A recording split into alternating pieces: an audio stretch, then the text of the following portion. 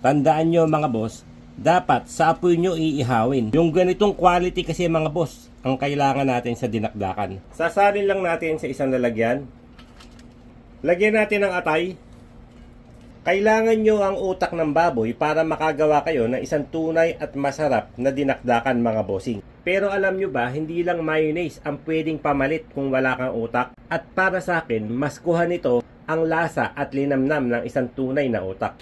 Lagyan natin ang sibuyas ng bungabon, siling berde at siling manghang ng Maribeles, luya ng Quezon, liver spread, onion leeks ng Baguio, kalamansi galing Tumana ng Cabanatuan, pamintang pangmahirap semidurog, purong suka ng paumbong mga bossing.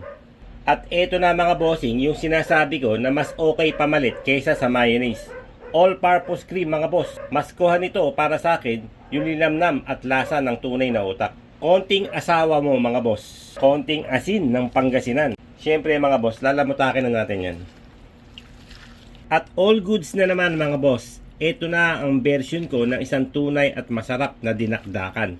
Ano sa palagay nyo? Pang ulam pang pulutan, bahala ka. Dinakdakan na napakalupit mga bossing. Oh.